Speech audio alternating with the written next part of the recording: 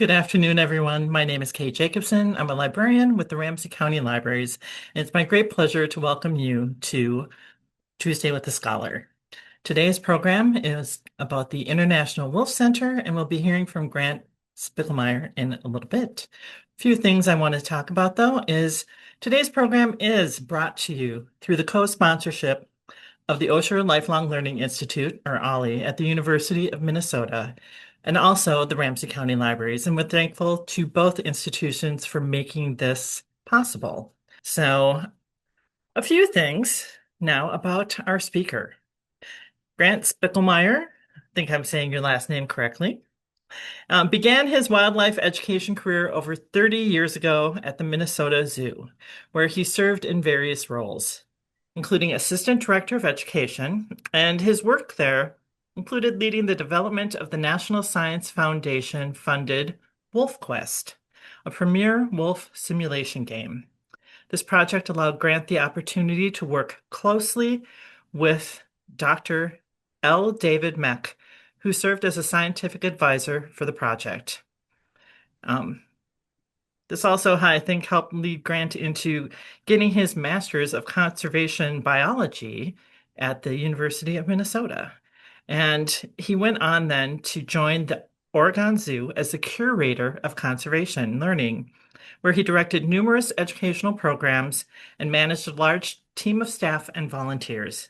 In January of 2020, he took on the role of executive director at the International Wolf Center, and throughout his career, Spickelmier has been dedicated to fostering public awareness and dialogue about wildlife science and conservation. When I first was given his name as a possible speaker, I told him, Wolf Center, that's how I think of it. It's the Wolf Center here in Minnesota, and it's just Minnesota Wolves type thing. And then I went and visited the website, and I'm like going, oh, International Wolf Center. Oh, how international is it? And we're about to find out. So I'm going to hand things over to Grant. Thanks. Thank you, Kay. I appreciate the opportunity to speak with you all today. Is everything coming through okay audio-wise? Yep. Oh, good. Um, well, today I have to admit, when I was asked to speak, I was like, okay, 45 minutes to 60 minutes of presentation. I'm like, man, that's either not enough or way too much. And it's hard to kind of put together a presentation for that amount of time, because you can dip your toe in, and the wolf world is wide and deep and has a lot there to offer. So what I'm going to talk a little bit about today, I'm going to give a general overview of wolf biology. In fact, I actually just took some slides from a presentation we do up in our Ely Visitor Center called Gray Wolf 101, just to give you a basics on wolf biology for those of you who want that. And then we're going to talk more specifically about Minnesota and wolves and our relationship with wolves. And, I was telling Kay before we started, I really hope one of the things you take away is the reason the International Wolf Center is here in Minnesota is because in many ways, Minnesota is the center of the wolf world. At least especially in the science and research realm and conservation realm. A lot of our understanding of what wolves are and how they contribute to our ecology is came out of Minnesota. And I hope you for those of you who are from Minnesota, I'm assuming that's most of you, can take a sense of pride out of that. And then finally, I'll finish with some slides about the International Wolf Center itself, and maybe like Kay, you'll have a eye-opening of like, wow, the International Wolf Center does a lot more than I thought. And so I'm just going to share a little bit more about that. But I'll go ahead and start my presentation here. Let's see, I'm going to share it.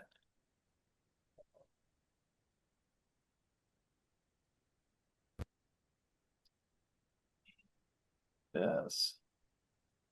I bet I'm showing my preview slide. So I'm going to swap it. Yep, there we go. All right. So these are two of the wolves who live at the International Wolf Center. And for those of you who think of the International Wolf Center as a space, a physical location, I should say you're correct. There is a visitor center in Ely, Minnesota, up in northeastern Minnesota, kind of on the Iron Range. And we've been there since the early 90s. We just actually celebrated the 30th anniversary of our visitor center up there. But the International Wolf Center as a concept goes back even further to the 80s, and really is focused around this concept of wolf education. And so we're going to talk a little bit about what wolves are to start off. So uh, gray wolves are the primary wolf species in the United States, and actually the primary species of wolf in the world. And this is something that we get a lot of questions on. People will say, okay, well, what about the timber wolf? Or what about the Arctic wolf?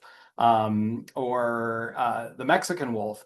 These are all names for types of gray wolves. So the gray wolf species is the primary wolf species in the world, and it's found all over the world.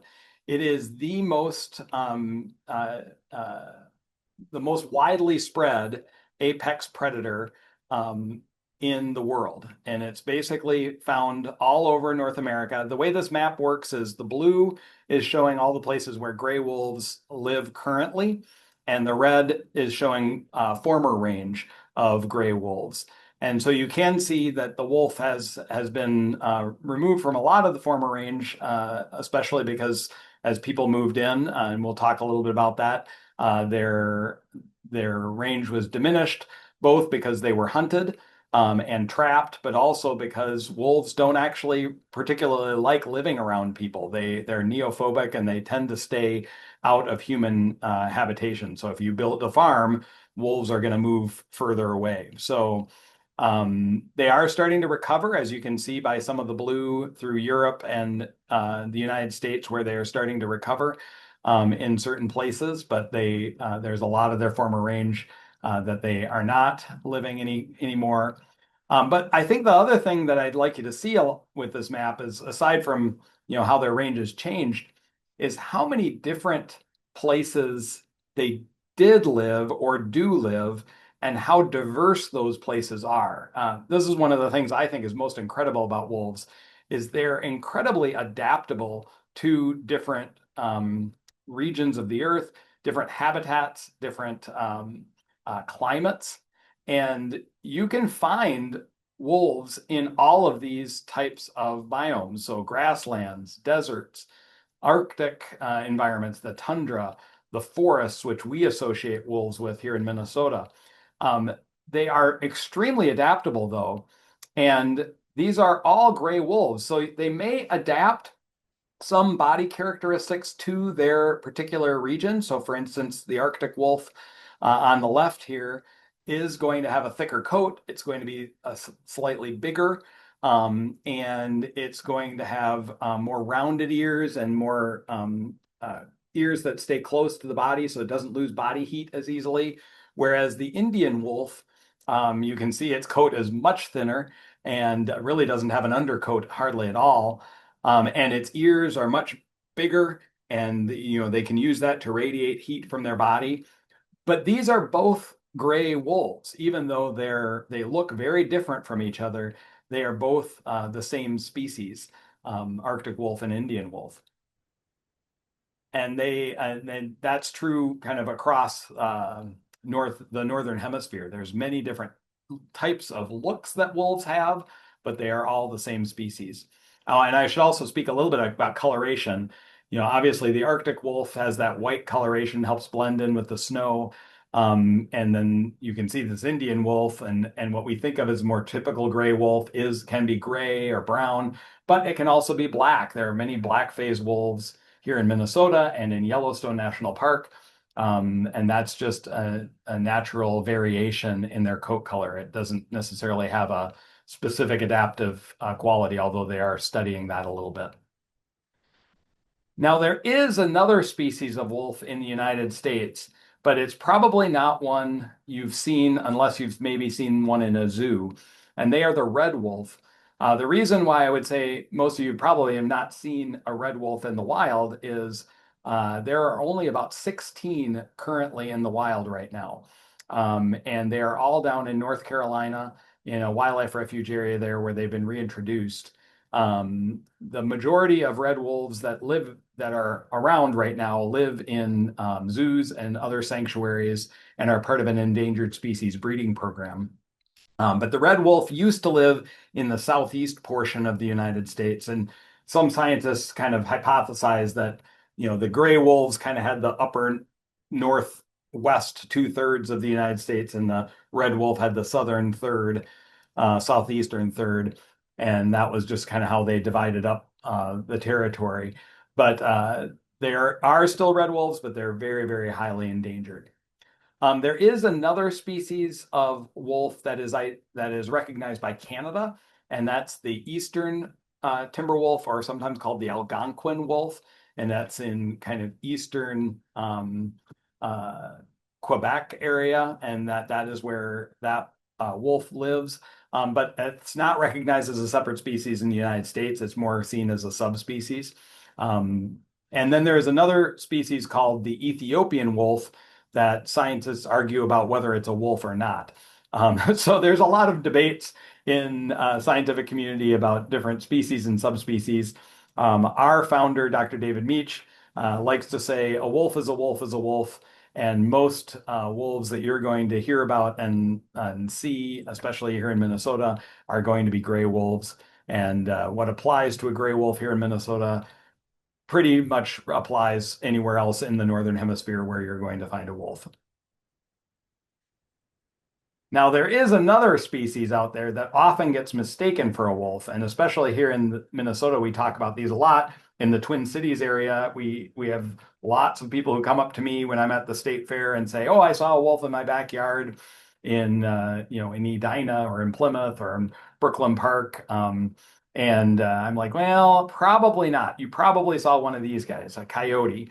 Sometimes they're called brush wolves. That actually used to be historically a name that they were called, and they were thought for a while to be related to timber wolves. But the coyote is a separate species. It is in the canid family, so it's in the dog family, but it is distinctly smaller. And you'll see this kind of layout here that we created to help people understand the differences. Coyotes, they range 20 to 40 pounds. That's still significantly smaller than most dogs, unless you've got a really large dog species or dog breed. So, a lot of people will see a coyote out, especially in the winter when they've got their kind of full coat, and they'll say, "Oh man, that was a big animal. That was way bigger than any dog I've seen. That's got to be a wolf." But that size isn't always the good differentiator unless you can see them next to something you can compare against, because it's easy to think a coyote is a very large, much larger than it appears just because of how it looks in the winter. Things that are better indicators for me, and this is what I look at whenever anybody shows me a trail photo or something they got from their backyard, is I really look at those ears and the muzzle. Um, Wolves tend to have more rounded ears and a blocky, blunt muzzle, whereas coyotes tend to have more of the pronounced pointed muzzle and more pointed ears. So that's tends to be a giveaway. It's not always 100% accurate because pictures are always hard, and especially if you've got a young wolf, sometimes their ears will be a little bit more exposed and maybe even look a little pointy. But in general, that's where I tend to look when I see a photo of an animal, a kind of an unidentified animal. And then the coloration can be a distinguisher. Here in Minnesota, most coyotes do tend to go more towards the brownish colors, and the wolves will tend to go gray, black, but that's not always 100% works. That does not work 100% of the time either, because they will have a lot of variation in their colors. So some other things about wolves. Um, a wolf pack is a family. And this is something that we talk a lot about at the International Wolf Center, because I think a lot of people have heard stories of competition within wolf packs for dominance. There used to be this phrase, the alpha wolf, and it's still talked about a lot. And that kind of creates images of wolves constantly fighting for dominance and control. Well, our founder, Dr. Dave Meach, he's actually the main person who really coined the phrase alpha wolf, or at least got it out into major usage. And he doesn't use that word anymore, alpha wolf. He doesn't say that phrase because when you look at most wolf packs, they're essentially the breeding male, the breeding female, and their offspring from the last year or two. So it's really a family. So the pack leader, what we would used to call the alpha, is really just mom and dad. And there is some kind of dominance within that, hierarchy within that, but usually the breeding male and breeding female, they're just going to be the leader of the pack kind of by default because they're the parents. Now, out in Yellowstone, you get some larger packs with multiple breeders. Gets a little more confusing out there because of the ranges are so much larger, and they can have larger packs and there's a lot more food out there for them with the elk and bison. So things have changed a little bit with our understanding of how packs work in Yellowstone, but in general, a pack is just a family. So another thing everybody likes to know about with wolves is what do they eat? And I'm hoping most of you can probably know this answer that in the wild, most of the time, wolves eat what are called ungulates or hoofstock. Here in Minnesota, it's a lot of deer, but you can see a variety of other uh, hooved animals that they eat: moose, elk, caribou. Out in Scandinavia, they eat reindeer. Way up in the Arctic Circle, they eat musk oxen. They'll eat sable or roe deer in Europe and in Asia. So they kind of specialize in eating whatever is the hoof stock of the area. And they're very adapted to that. They're very good at chasing down prey. They're not always faster than all of these animals, but they have really impressive stamina, and they can outlast some of these animals partially because of the pack hunting strategies they use, where it's multiple wolves chasing the same animal so that it tires out before the wolf pack does. And that collaborative nature that wolves have of hunting is pretty unique in the animal world. But they do specialize in ungulates. Here in Minnesota, it is white-tailed deer that makes up over half their diet. They do eat moose up in northeastern Minnesota, where there is a moose population. Most of the moose they eat are going to be young moose, calves and young moose. They can take down a full-grown adult moose, but it's not as easy as taking down an adult deer. And deer as well, they tend to prey primarily on fawns when they're available, rather than adult deer. Interestingly, and this is kind of newer information, we now know that beaver make up a pretty substantial portion of the diet of wolves here in Minnesota, 12% according to this chart. And that's something that we'll talk about a little bit later. The folks at Voyager's Wolf Project have really been learning a lot more about how they hunt beaver, particularly in the summers when it's harder to catch white-tailed deer and moose. And then snowshoe hare, and then other things can be, it could be mice, could be squirrels, it could be even things like they've seen evidence of wolves fishing, which I'll show a video of later, for freshwater fish, or eating blueberries. They will eat blueberries. I don't think they get a lot of nutritional value out of it, but they will. They have documented them eating blueberries, especially in the summer when they tend to be hungrier because they're not getting as many deer. So one of the things that we know about wolves that's really important and really came out of a lot of the research done here in Minnesota is that wolves are selective hunters. They don't just hunt willy-nilly. They're not just picking any animal randomly out of a herd of deer or elk. They are really looking for ones that are easier to catch. And for them, easier to catch can mean younger, older, or potentially has some injury or disease. And the reason that's important, one, it does mean, contrary to maybe some of the myths they had 100 years ago, they're not just killing anything that moves. They are selectively picking out those things. But it also is really important ecologically, because that means they do actually shape the populations of the animals they hunt by selecting out some of those weaker animals from the herd. And so they can actually potentially have an influence in the overall health of the animals they hunt. So that's a really interesting piece that we do know about wolves, and there's a lot of people still studying kind of what the impacts of that mean for the ecology in places where wolves live. This role that wolves have as kind of selective hunters and these relationships they have with the things they eat is the reason that wolves were reintroduced into several places. As biologists started to realize, hey, these apex predators like wolves actually may be serving a really important ecological role in the areas where they live. um, maybe we shouldn't have exterminated them everywhere we did. And so, in particular, in Yellowstone National Park in 1995, there was the decision to release wolves back into Yellowstone National Park in Wyoming.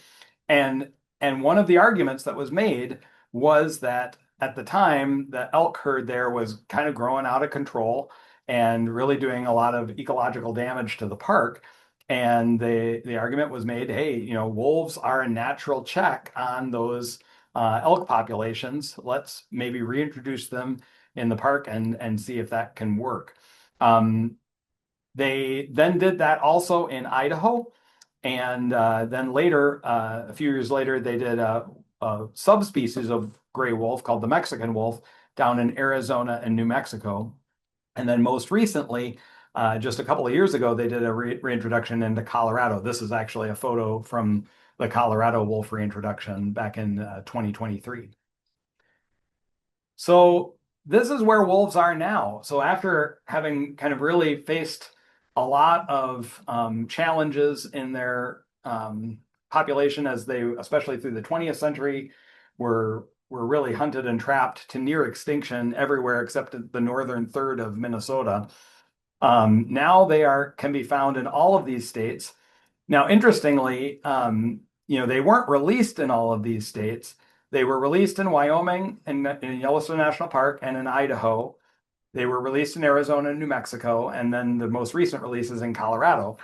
All the other states, well, except for Alaska. Alaska, they've always been there in Alaska. There's 8 to 10,000 wolves in Alaska, and they've been there kind of continuously.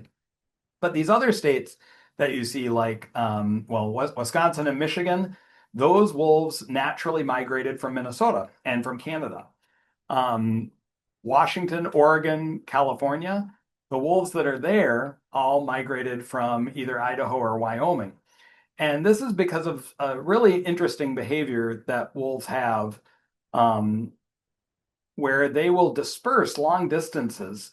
So as opposed to some animals which really stay tightly in a home range, home territory, wolves kind of have this interesting mix of they do tend to establish a strong territory where they do most of their activities and raise their pups.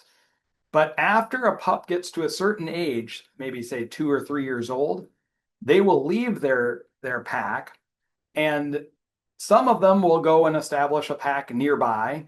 But others, and they're still studying kind of what triggers this, they don't know exactly what triggers it. Others will disperse hundreds and even thousands of miles. This is the radio collar track of a wolf from Voyageurs National Park that was collared in 2018. And over the next 6 months, just it traveled almost 1,400 miles, which is just incredible when you think about how much walking that is. And there are other radio-collared wolves that have had similar trajectories. This has been documented over and over again. And this just seems to be an innate part of their biology. And really, you think about it from an evolutionary perspective, it's an effective way to move the genetics further away from the home pack so you don't have as much chance of inbreeding. So wolves will disperse, but that has also really allowed for, as wolves have recovered in some areas, for them to go into new areas where they weren't reintroduced and establish a pack. Because you have to remember, it can't just be one wolf traveling into these states to effectively establish a new pack. There has to be a male and a female. If there's not, then there won't be any pups and packs won't get established. Um, so it's really incredible when you think about, kind of how far they're moving and how many wolves are moving through the landscape at any one time. And that is actually one of the reasons I never say, when somebody comes up to me with a picture of something or says they had a wolf in their backyard in the Twin Cities, or even in like Chicago or Iowa, one of the states that doesn't show up blue here, you'll get a report of a wolf in those places. And I'll never say that's impossible, because they've wolves have proven that wrong, right? There have been wolves that have been found in Iowa. There have been wolves that have been found in Nebraska. There are wolves that come in and out of the northeastern states from Canada, Maine and New York and New Hampshire, and are found there. They don't stay, and they don't haven't established packs in those areas. That's why you don't get blue color on this map. But they will come in, and that dispersal nature of wolves has allowed wolves to travel all over the place. In fact, I think I just read a report that in California, they just had their first wolf sighting in LA County, which is way south from where the main wolf populations are in California. So it's one of those things that just continually uh, engages me and excites me about wolves, is just their ability to kind of go beyond what you think they're possible. I mean, when you think of like how far they're traveling, they're going over major highways, they're traveling through areas with lots of agriculture, but making it through successfully, and they are a pretty resilient and incredible species.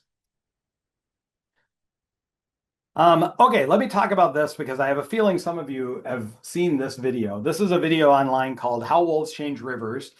And it talks about how when wolves came back into Yellowstone National Park, they did impact elk populations, and how that had a cascading effect where it impacted how elk grazed on certain trees and brush and shrubs, and how that changed the whole landscape of Yellowstone, and made the argument that that the wolves being there has actually changed the course of rivers by changing, where beavers are, where the willows grow, and all of this. And it's a really interesting study. What I guess I'll say about this video is, while I think they are well intended, and I think they are capturing that a lot of change has happened in Yellowstone National Park since wolves were reintroduced in 1995, there is a lot of debate ongoing in the scientific community about how much of that change is attributable to wolves directly. Because a lot of things have changed in Yellowstone National Park. Grizzly bears have been coming back, beaver have been coming back, mountain lion have been coming back. And to say it's all because they reintroduced wolves is probably a little inflated.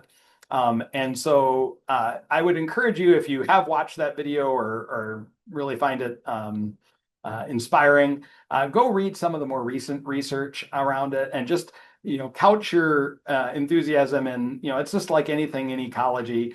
It's never as simple as you want it to be. Like I love this little flow chart I found online, showing how wolves and elk and beaver are all interrelated. Of course, these are just three of hundreds of species, four of hundreds of species that are in Yellowstone National Park. So there's many more interconnections and relationships. Weather plays a role. The changing climate plays a big role in ecology. And so, just be careful not to just spout off, oh yeah, wolves are kind of these cure-alls for ecology because they can play a role, but I think it's been overstated a little bit in the media in particular. All right, finishing up this section, I just wanted to kind of end with, we often get asked, what do wolves need in order to thrive in a certain area? What makes it an area, a potential wolf habitat and an area where wolves can be successful? And there's really three main things. One is what we call wildlands or wild spaces, and this definition is kind of a little vague on purpose.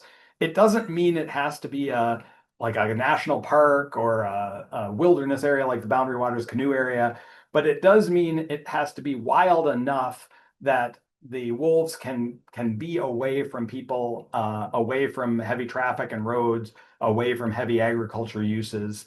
That can be private land, it can be tribal land. It doesn't have to be a national park or a state park, but it does need to have at least a characteristic of wildness to it. Obviously, food is really important, and that's especially as we think about wolves and their tendency to prey on livestock when wild prey is not around. That's going to be important if you're reintroducing wolves to an area to make sure there's plenty of those ungulates in that area for wolves to eat. And be aware of like what is the chance of them getting in conflict with livestock producers. Northern Minnesota, we're lucky in some sense in that we really don't have a strong tradition of raising cattle or livestock up in northeastern Minnesota. So there isn't as much conflict as there are in places like Montana or Wyoming that do more public grazing.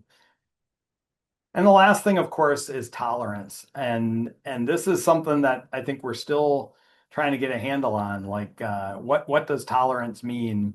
You have to be if you see a wolf walking along a road, which has happened up in Ely recently, um, is your first instinct that you got to hide your children and get your gun, or is your first instinct to take a picture and go, "Wow, this is an amazing wildlife viewing opportunity"?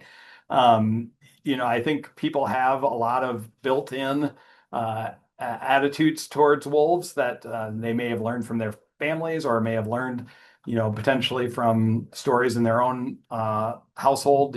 If they are the relative of a rancher who's lost a livestock to wolves or to a hunter who maybe had a hunting dog get attacked by wolves, obviously that's gonna to feed into people's attitudes. But tolerance is something that makes a big difference. And personally, I've seen lately a lot more what I call politically charged language around wolves, where wolves are almost used as a tool in kind of our political discussions of the day. And I'm not sure that's that's good for wolves one way or another because our politics brings so much emotion to people.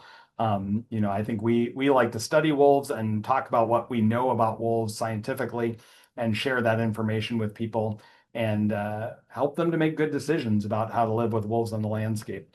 And I think we've shown here in Minnesota that we can live with wolves successfully, and I hope it's that can be shared with other states as well. All right, I'm going to shift topics here, and you'll see the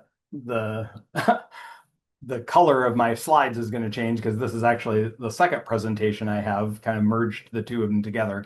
And this is really focused on Minnesota because obviously I know most of you are from Minnesota and so probably have more interest in hearing about that. But so this is a map that shows in Minnesota where wolves were in the 1970s when the Endangered Species Act was first passed. And that was really that kind of orange area was really the last place in the lower 48 states that wolves lived, aside from some wolves that lived on Isle Royal out in Lake Superior. There really weren't any wolves, at least active populations of wolves, in any other state in the lower 48 in the 1970s. They had really been, kind of hunted and trapped to extinction in most other places, including places like Yellowstone National Park. And then you can see the slow advance of their range after they started to recover. And you can also see that that range expansion has slowed as we get closer to today. And really, most scientists and managers in Minnesota think this is about as far as wolf populations will go. If you get to the lower southwest third of the state, it's not really good wolf habitat. There's way too many farms, not a lot of wild spaces. While there are plenty of deer, there's probably less tolerance for wolves in those areas. So whereas wolves do come into those areas every once in a while, inevitably a wolf that ends up in that area is going to get hit by a car. It's going to get shot by a farmer, as they get too close to livestock. So there's just going to be conflict that will probably prevent wolves from expanding this range much further. You can see a couple other stats on here. The average pack size in Minnesota is 4 to 6 wolves. That's a pretty normal pack size. Again, family. Out in Yellowstone, they get crazy big, 20, 30 in a pack. But that's a really different environment in terms of where their prey is and how big their prey is. Here, a pack of 5 to 6 wolves is about the average size. And 50 square miles is a pretty small territory size as well. It would be, further out west, it'd be hundreds of square miles for an average territory. Up in Alaska, it might be thousands of square miles. So it's smaller territory, and that's an indication that we actually have a pretty good prey population that you can find enough deer to feed your family in that 50 square miles. And right now we're at about 2,900, and I think it's 2,919 or something was the last census of wolves. It's not an exact census. We don't count every single wolf out there, but they get some estimates and then they run it through a computer model to come up with the estimate. And it stayed pretty stable over the last 10, 15 years at around 2,700 to 3,000 wolves. So I'd say we have a stable population in Minnesota. Interestingly, they are still considered a threatened species here. They are still listed as an endangered species in Minnesota federally. We do have a wolf management plan ready to go in the state if they ever were delisted. But most wildlife managers in the state would say that the population here is pretty stable and healthy. But it's still considered a threatened species according to the federal government. And that has a lot to do with the Endangered Species Act and how things get legislated and if you're recovered in one area of the range but not other areas of range, it's a lot more complicated than I have time to do in my remaining time today talk about. The other thing I wanted to mention though, along with kind of just the numbers of wolves in the state, is wolves are part of our culture, right? You think about like these are just a few logos of wolf-related organizations in the state of Minnesota that I found online. And there's a lot of I think pride and connection to the idea that wolves live here in the state. And we come by that pride really naturally. And I want to give you some more information about why we have that pride. It's not just about numbers. For one thing, the native people, especially the Ojibwe people in northern Minnesota, have real strong cultural connections to wolves. And the Ojibwe people have a story that wolves are called Maingan, and they're considered a brother. And there's this fabulous book, The Naming of Aki, that just came out last year that tells the creation story for the Ojibwe people about how the first human and the first wolf were given the job together to go out and name things and come up with the names for things. And that when they separated eventually, they were told that their fates would forever be linked, the first humans and the first wolf. And I know many Ojibwe people do feel like their people and their traditions faced similar persecution to how wolves felt. So there's a strong connection between many Native communities, not just the Ojibwe, but many Native communities and wolves, and especially here in Minnesota, this one, I think is probably is a strong reason why wolves in northern Minnesota persisted even through some of the harassment in the 19th and 20th century. Some of you may recognize this name, Sigurd Olson. He was the president of the Wilderness Society in the 1950s and 60s. He lived up in the Ely area in northeastern Minnesota, and he did a lot of writing, really influential writing in the wilderness community from a cabin up there called Listening Point. And you can go up and visit his cabin and see where he wrote all his books up there. But what most people don't always remember about Sigurd Olson is he actually did a whole research project on timber wolves and coyotes. It was his actually his master's thesis, and he originally kind of saw them as a pest species that needed to be controlled and eliminated. But eventually, through his research and through his time kind of learning about them, became really fascinated by them, and it ended up making a proposal that the Superior National Forest, which is the forest right around Ely, would be designated as a special preserve for wolves, sanctuary for wolves. He thought they needed some areas that could be protected for them and where they could be safe from being hunted. So Sigurd Olson had that story. Some of you may know Aldo Leopold's story in Wisconsin. He was a biologist who actually, for a while, his job was out hunting wolves and shooting them. And he had kind of a similar experience where he kind of changed his mind about wolves and realized there was more to them than just the big bad wolf stereotype. A name you probably don't recognize, but was also important, was a gentleman named Milt Stenlund. He was kind of very important in the Minnesota Department of Natural Resources in the 40s, 50s, and 60s. And his contribution to wolf biology was he did what I call the dirty work of wolf research, where he analyzed the stomachs of lots and lots of wolves, and he found out what they ate.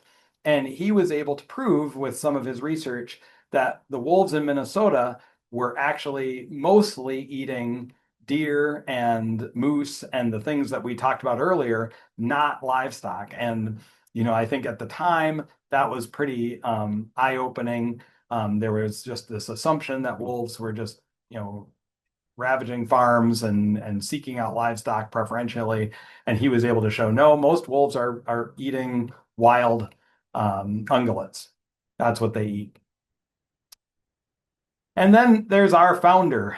This is a gentleman he still sits on my board at the International Wolf Center. He founded us back in 1985, but before that, and kind of all through that time, he was one of the world's most preeminent wolf biologists. Dr. David Meach, he started his work in the 1950s on Isle Royale. He was hired as a young grad student to go out and study wolves from the air and moose, and kind of look at that population of wolves and moose on Isle Royale.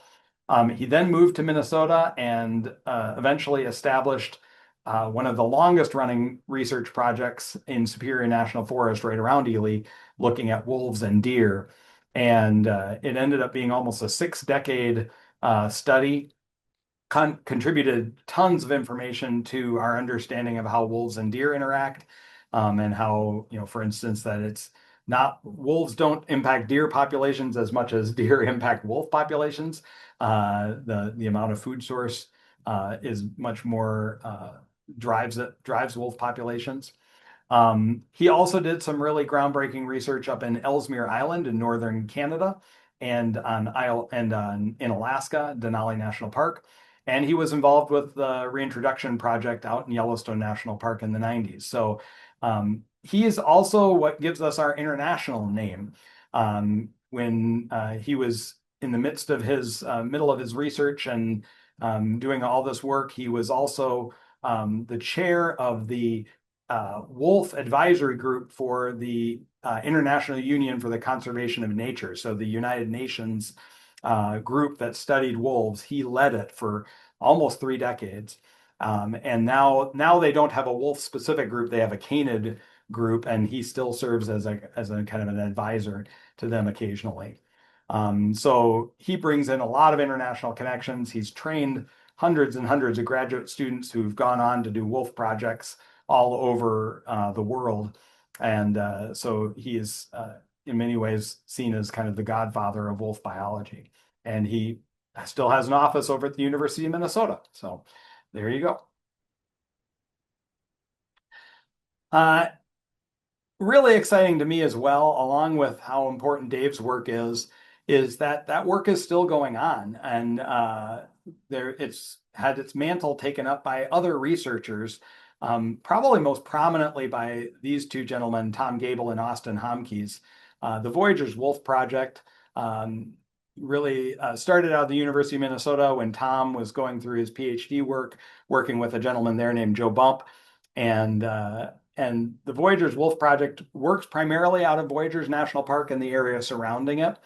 But they have not only continued some of the amazing kind of research that Dave and others were doing and helping us understand wolves better in northern Minnesota, but they've gotten some of the most incredible footage and using these kind of modern trail cams and GPS collars, they've been able to capture things that Dave and other researchers like him who had to use kind of more primitive radio collar technology would never have been able to get. So, for instance, we knew wolves ate beavers, but we'd never captured it on camera until Tom and Austin got this footage.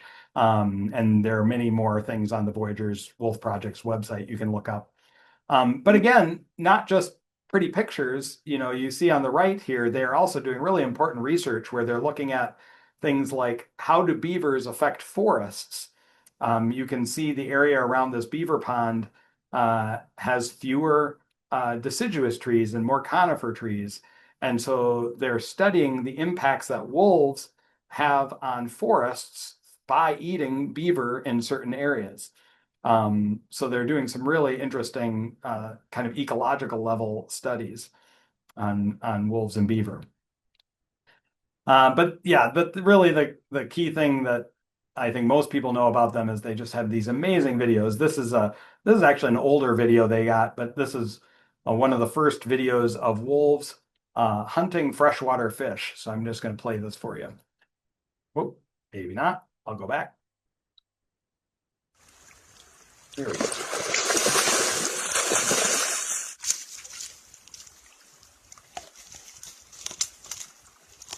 So this is a freshwater area where suckers are spawning, and spawning fish tend to go closer to shore, and these wolves figured out, hey, I can get down there and pull fish out, and that's a nice snack. Wolves in the summer, I think one of the things that just in general Voyagers folks have specialized in is giving us a lot more information about what wolves in Minnesota do in the summer. A lot of previous work, including most of Dave's work, was done by radio collaring wolves and tracking them in the winter. And it's easier to find them and see them then. Summer, they were much less well known. And now, because of all these amazing trail cams, we can get good information about some of the things they do in the summer, which includes eating fish.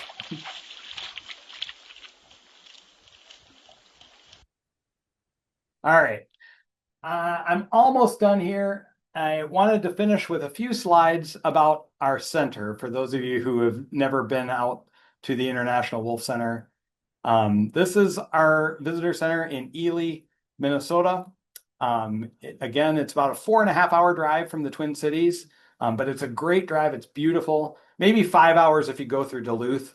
So if you want to go up the real scenic route and go through Duluth, add an extra half hour, but it's definitely worth a visit. Our mission is that we use science-based education to teach and inspire the world about wolves, their ecology, and the wolf-human relationship.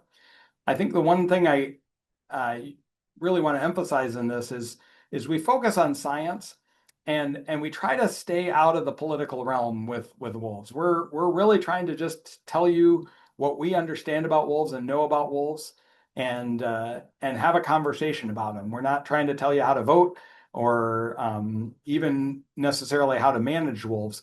We're just saying it's important to take time to really get to observe real wolves, not the wolves we have in our maybe from storybooks we've heard was as children. One of the best ways we teach people about wolves is by letting them get up close to them. And we have a pack of 5 wolves that live up in Ely. These are the 5 we currently have. Rika's our female. She's almost 5 years old. She's up on the rock in the back. And then we have 2 sets of brothers. Kaz and Blackstone are on the left, and Cedar and Rowan, don't ask me to tell them apart, are down below. They are our black phase wolves that just came in last summer. They're much bigger than this now. They're close to 100 pounds each now. But we have 5 wolves. They live in our enclosure there, and we work with them, and they are a kind of an educational pack, is the way we describe it. We don't breed wolves there, but we bring in wolves from other places and introduce them to each other, and that's how we get our educational pack. But we're more than just looking at the wolves there, which you can do. By the way, those wolves are viewable on our website, wolf.org, at webcams 24 hours a day.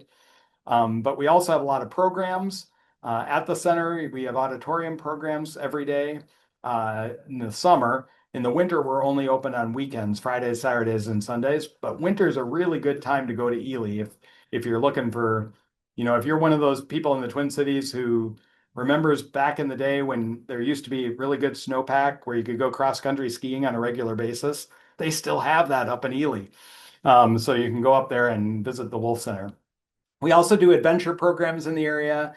We can connect you with people to take you dog sledding if you want to, canoeing. We do photography classes. We even have a painting class now that we offer. If you just want to learn about wolves, though, and learn more like presentations like today, we have our own webinar series. And some of our webinars focus on our wolves and our wolf care. But we also bring in wolf biologists from all over the world to do webinars. So those are available on our website, wolf.org. Some of them cost money and some are free. It kind of depends on what the topic is. If you become a member of the International Wolf Center, one of the best resources you get is a quarterly magazine that tells stories from wolf research projects all over the world. So this is just an amazing publication that we put out 4 times a year, and really is the international, one of the major ways we tell some of those international stories of wolves in India, wolves in Poland, wolves in Russia, all these different places. Our website has a lot of other resources as well.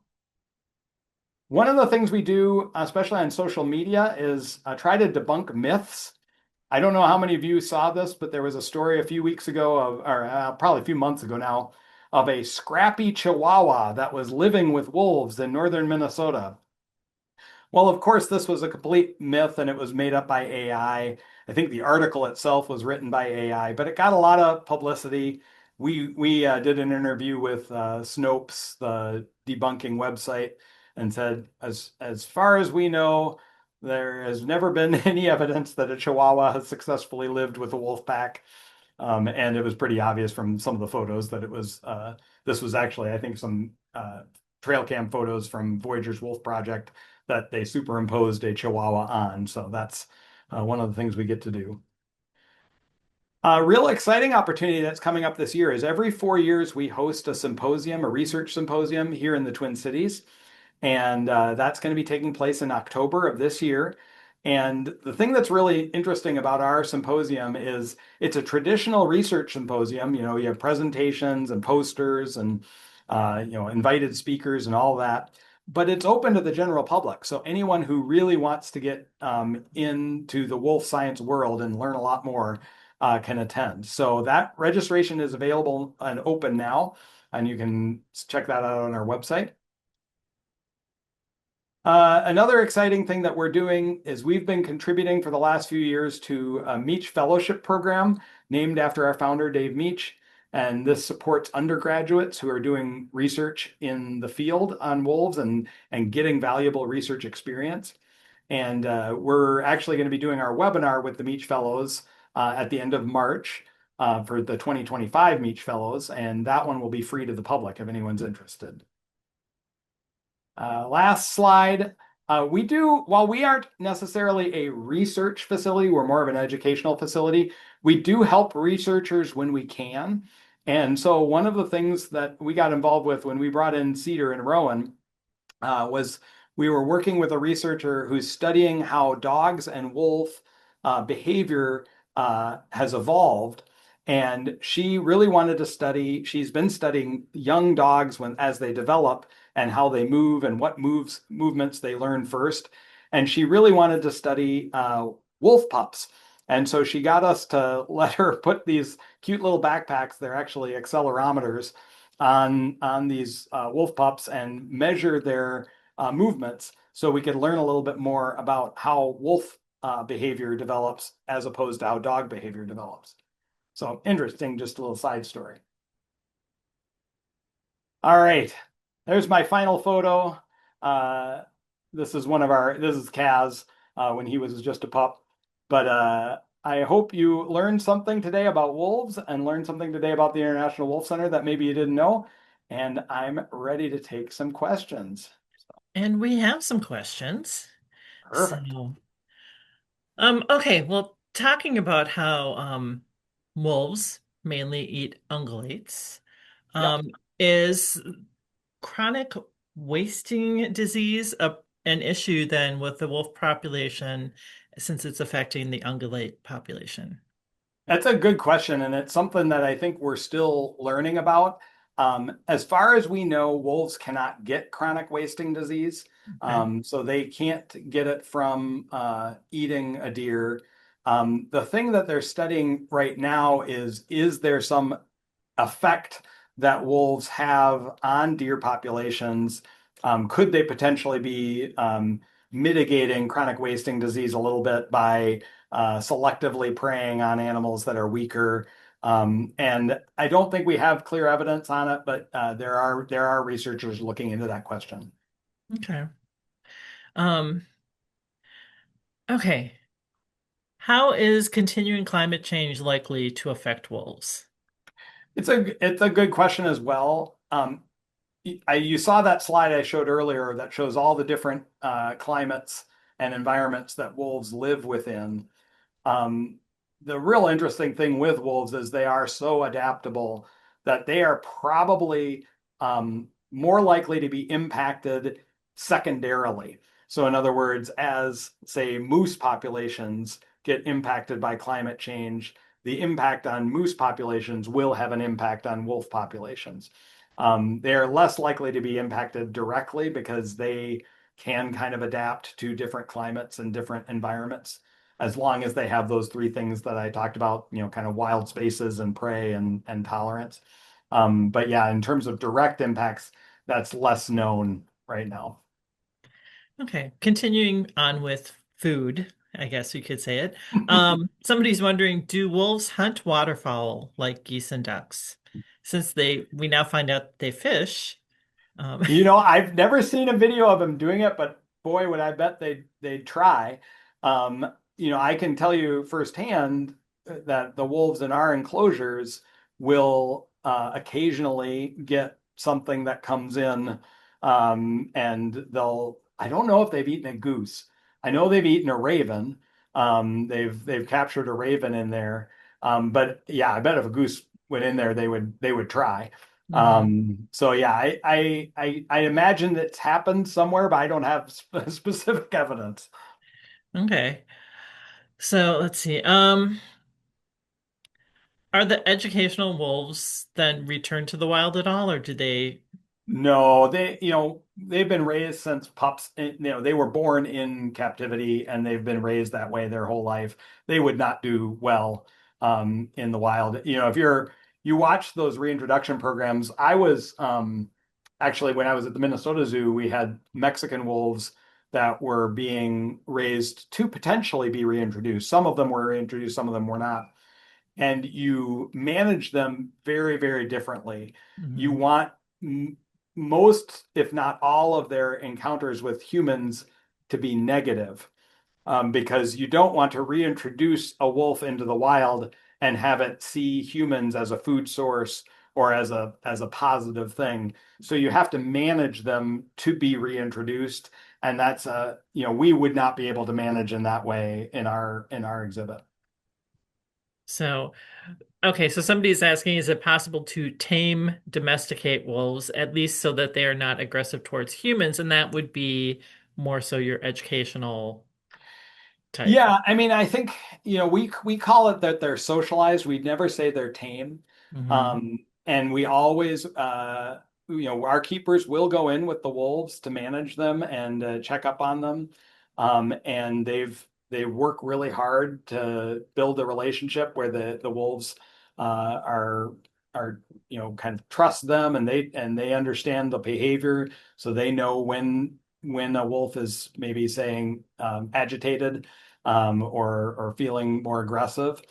But we never think of them as tame, and we're always very respectful because a wolf is a wild animal, and things can set it off that you're not expecting. So we have to be always really respectful and thoughtful about that.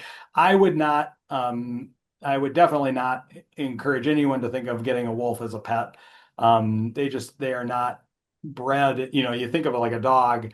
There are thousands of years of selective breeding that have gone on to Hmm. get that dog breed to be tame in a house with maybe other animals or small children or things like that. A wolf doesn't have any of that selective breeding, and so you're taking a big risk anytime you bring a wild animal into the house. Yeah. Okay, talking about breeding, someone's asking, do wolves and coyotes ever interbreed? It has happened.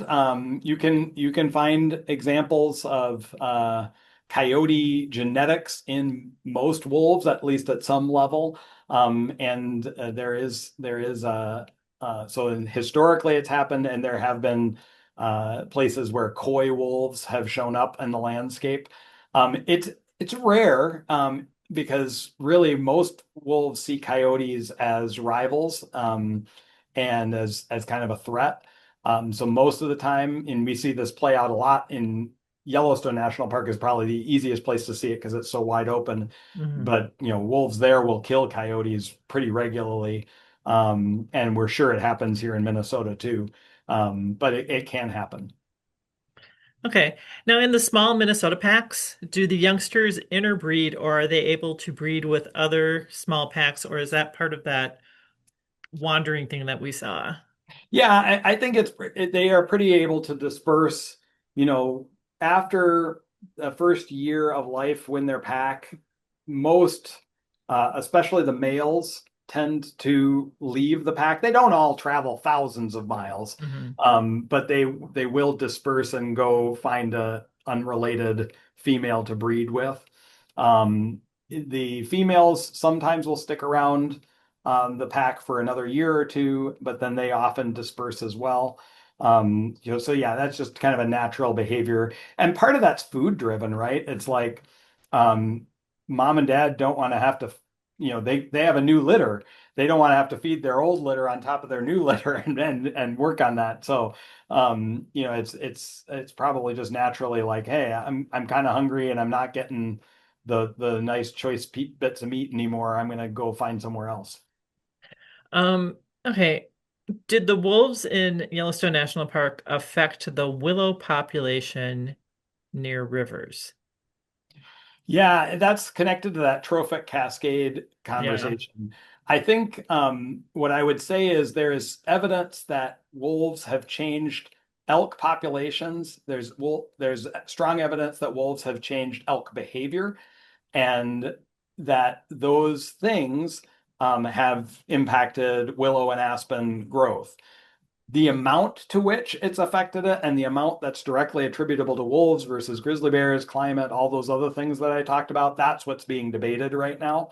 Hmm. So, I think it's very fair to say wolves had an impact. But saying, kind of couching it in the phrase of wolves kind of single-handedly restored Get it. Yellowstone to its natural beauty, that's where it starts to get, you're um giving them too much credit. But So, um, Why do wolves howl? Oh, good question. There are a lot of different reasons.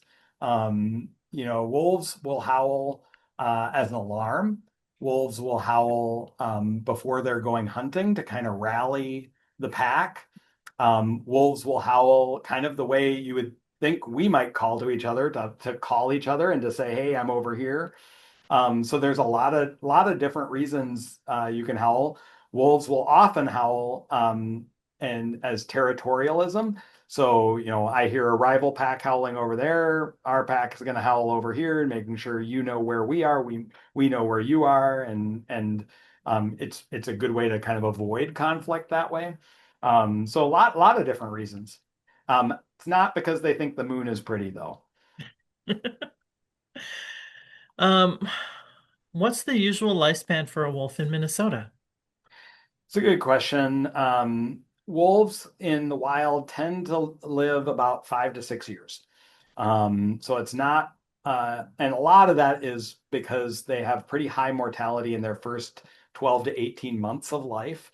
That first year after their parents kind of stop taking care of them and they have to start fending on their own, it can be really tough for a young wolf to figure out how to feed itself. And if the winter is mild and it's hard to catch deer, it can be a real struggle.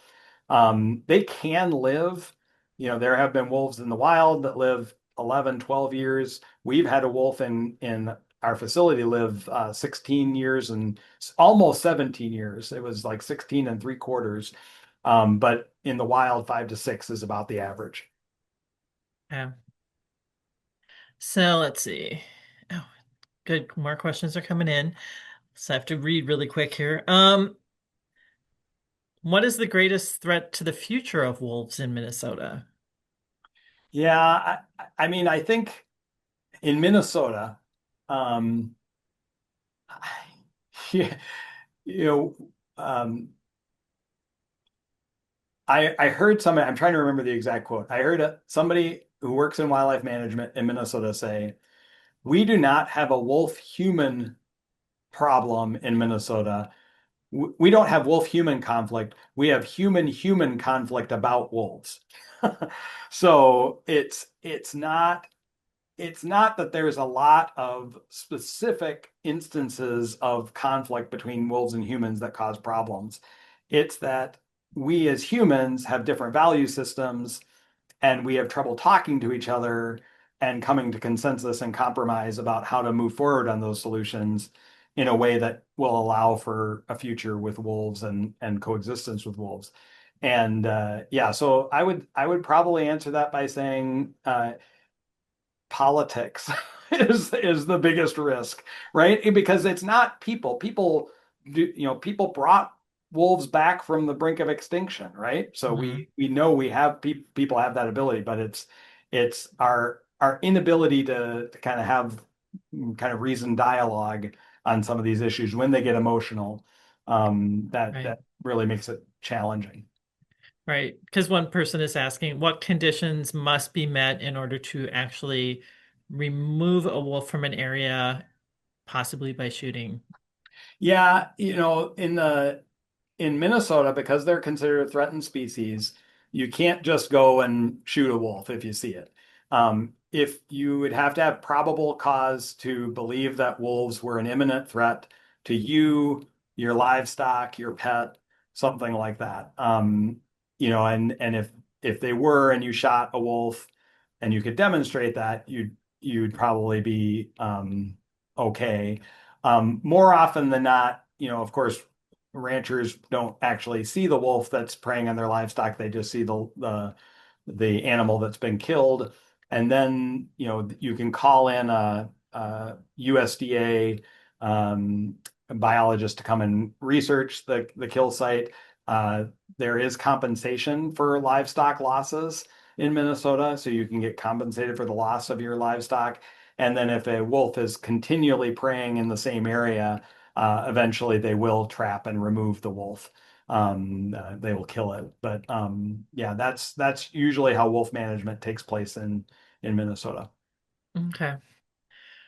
Are there enough deer in the Arrowhead for the wolves to make up for the loss of the moose population? That's an interesting question. Um, yes, although this is kind of an ironic question because, of course, deer are one of the major contributors to the loss of moose because the deer carry this brain worm. White-tailed deer can carry a brain worm that they just carry. It doesn't impact them, but for moose, it can kill them. And that is seen as one of the leading causes in the moose decline, along with climate change and other factors. Um, White-tailed deer were not traditionally native to northern Minnesota.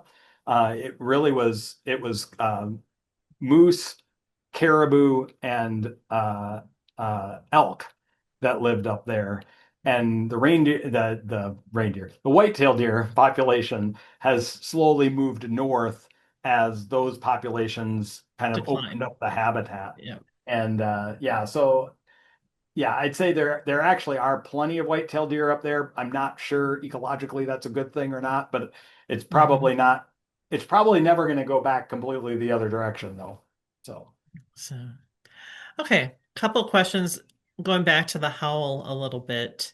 Um, One, are wolf howls distinctive to each wolf? That is, does each wolf have a distinct voice? And to go with this, then, is the language of wolves being studied? yeah, this is a really great question. Um, yes, absolutely. Wolves have kind of their own distinct howls. I don't spend, I wouldn't say I spend hundreds of hours listening to it, but I can tell the difference between some of our wolves when they howl, and I can tell the difference between them. And there are people who are studying it. In fact, right now there's this fascinating study that's going on out in Yellowstone by guy named Jeff Reed. And he is recording, he's put up these microphones all through the park to record howls. And he's using AI to kind of decode these wolf howls and see if he can differentiate who's howling and what they're saying and what they might be communicating. And it's got some really exciting possibilities there. I think if nothing else, I think one of the things they think it might do is give right now the way you track wolves in Yellowstone and really study them is you have to tranquilize them from a helicopter, you put a radio collar on them, and you track them through there. It's possible that if this audio AI uh, protocol works, they may have to do that as much. They may Hmm. be able to kind of get information about who's where in the park just by using the audio studies. So it's a cool advancement. Hmm. Okay, so I was asking, what's the usual litter size? It can be all over. I've heard of litters as small as one. I've heard of litters as large as 11.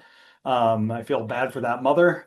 Um, but yeah, I think the average that I've heard is somewhere in the kind of 4 to 6 range. That's a pretty typical litter size. But yeah, they can have a lot. Cedar and Rowan, for instance, were from a litter of 8.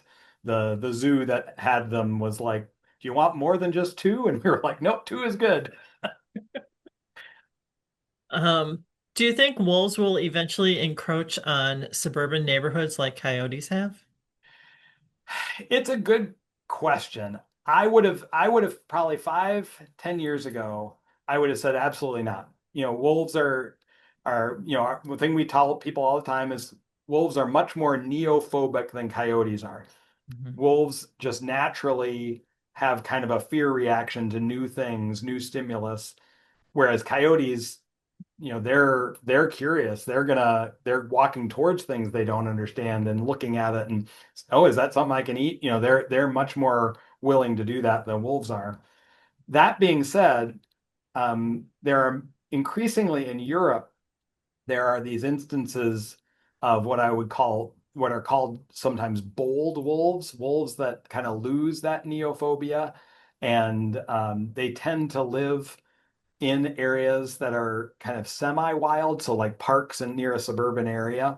Um, and and they are getting into more encounters with people as a result of that. And I think it's actually a kind of an unfortunate side effect, I think, of um, our fascination with wolves because wolves in general, if they had had any encounter, say 50 years ago, if a wolf wanders out of the woods near people, inevitably the people are going to yell at it, shoot at it, throw something at it, react really negatively.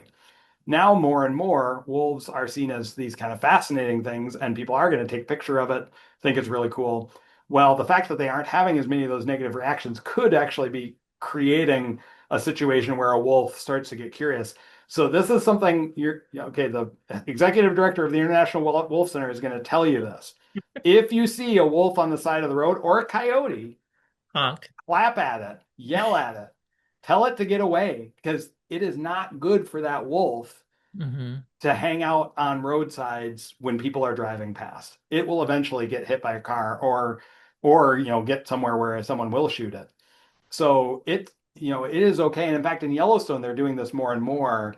They're hazing the wolves. They will actually go out with paintball guns with certain wolves that just get too close to the road over and over again, and they'll shoot them with a little paintball gun because they're trying to. It's not that they want to hurt the wolf, but they really don't want that wolf to get hit by a car. And so we are. It's almost like we have to remember to help the wolves stay neophobic. Because yeah, it's we don't want them coming into our suburban areas. Okay. I saw on that map, we saw that there are no wolves currently packs in Nevada or Utah. Is there any plans to introduce them there, or are they waiting to see if that will naturally occur? I think there's no current plans. I don't think either of those states has had a strong interest in that. I'm not sure. I'm sure there'd be places in both Nevada and Utah that could be decent wolf range. I'm not sure kind of how many um, good ungulate populations they have there. I know they've got a lot of desert, and desert is actually, while I put it on the list of biomes they can live in, it's not probably their preferred habitat. Um, they do need some kind of shade and scrub. Yeah, I think it'll be interesting as Mexican wolf populations continue to expand in Arizona and New Mexico, if that potentially might disperse into Nevada, Utah, or they might come over from Colorado.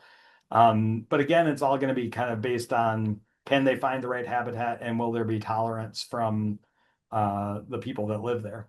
Yeah. Okay. Um, Going back to um, oh, follow up. How about in Maine, New Hampshire, and Vermont? That would be, Yeah, that one is interesting. There are some strong community groups out there that would like to see wolves recover there, either through a reintroduction program or by natural recolonization from Canada. Um, that there are some places, especially in like Maine, that probably have enough habitat that they could establish.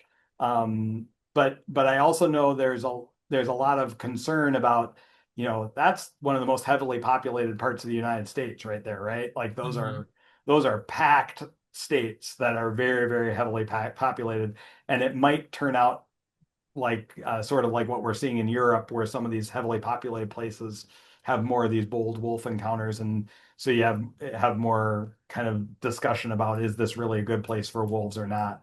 So maybe Western New York, maybe Maine, but no current plans to reintroduce in those places yet. Okay. Somebody's wondering, is it possible to distinguish the howl of a wolf from that of a coyote? And I would think it would be.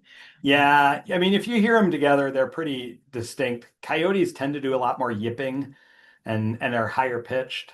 Um, yeah, if you get to go to Yellowstone National Park or someplace where there's a lot of both wolves and coyotes, you can often hear them howling back and forth to each other in the mornings. Here in the Twin Cities, I've heard coyotes yipping and yowling, and they just seem a lot more rowdy. I don't know.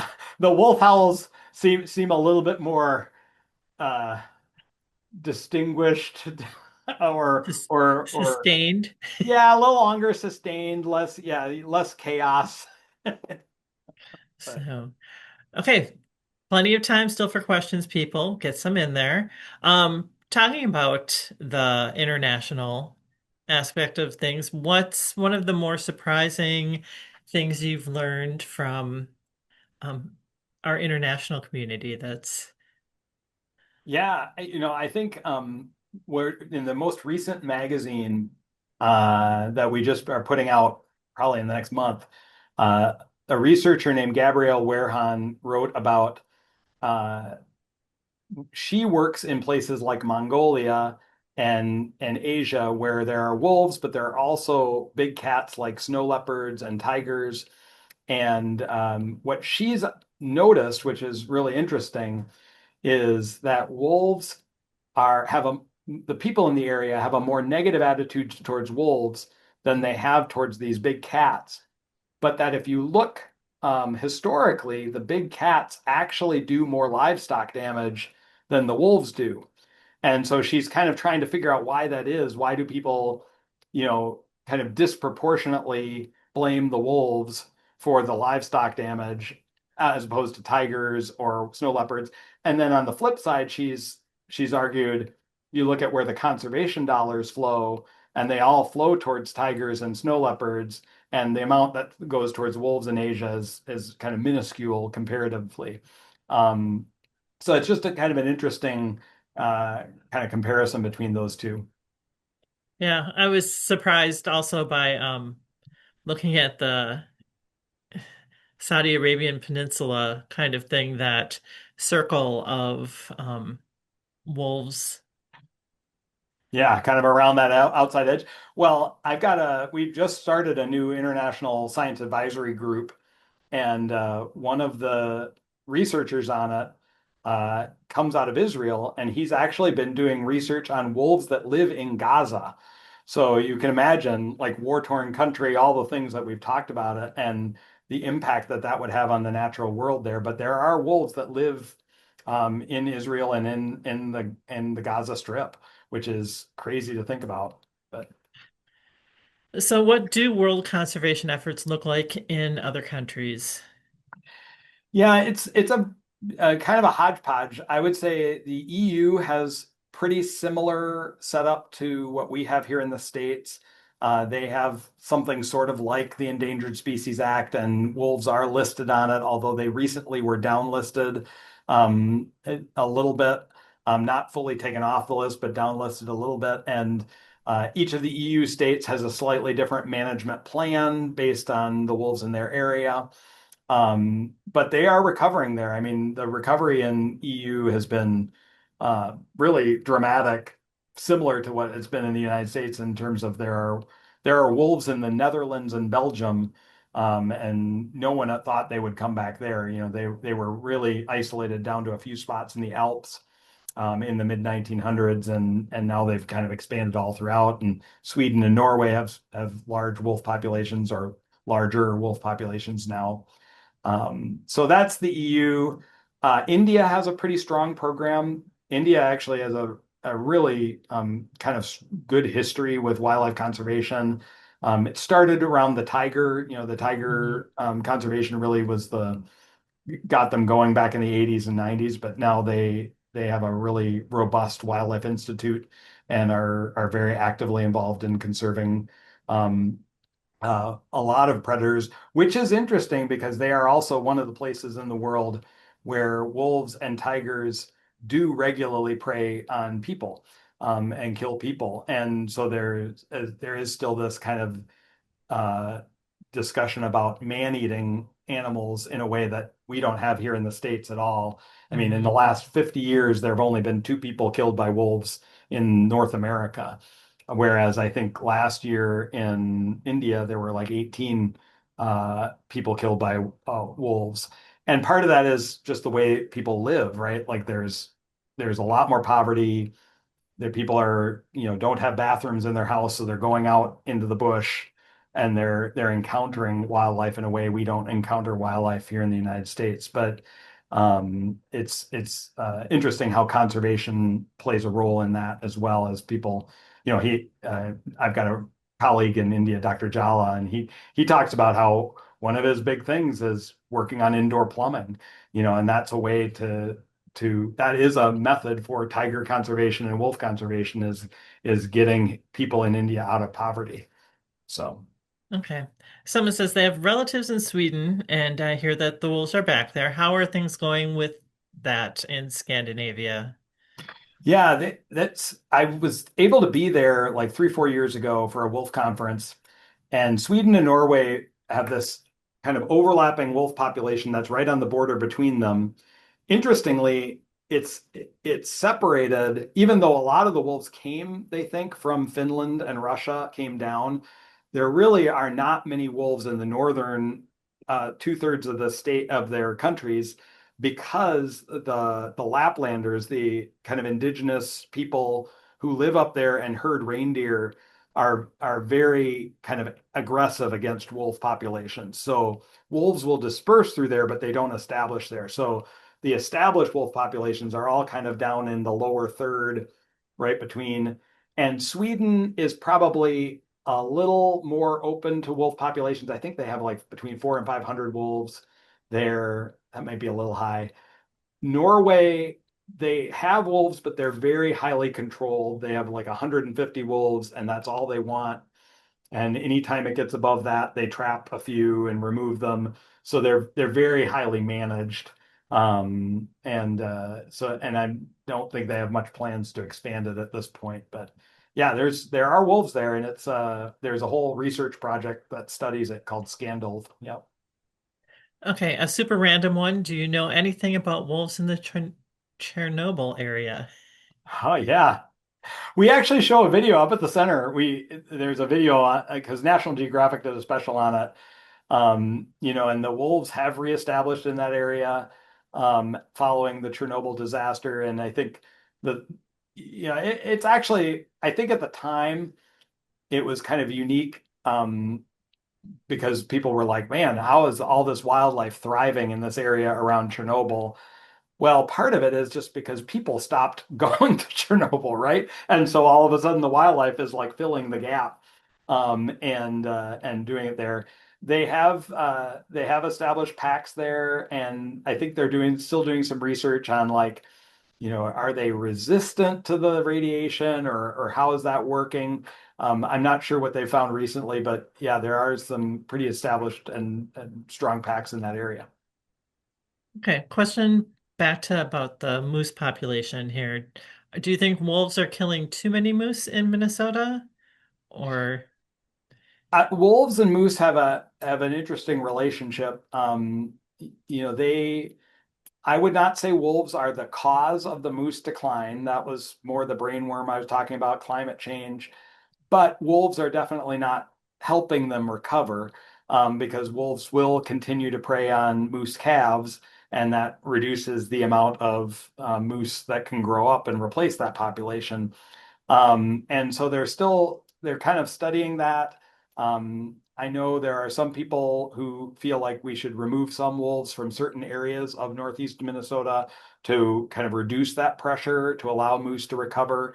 I think though the bigger question is climate change and some of these other factors going to allow moose to recover? And they definitely seem to have stabilized. Their population went from like I think it was close to 10,000 Mhm. down to closer to 3, 4,000, and it seems to have stabilized in that new range now over the last few years. But the trajectory for climate change and how that's going to change the forests up there is not good long term for moose because they do tend to rely on those really deep winters to help them kind of thrive and reduce the bug population and all those things. So Okay, do you think there's any correlation between like why in Mongolia wolves are really looked down on to basically the folk tales of werewolves and things like that in a where they're seen portrayed in a much more negative yeah, nature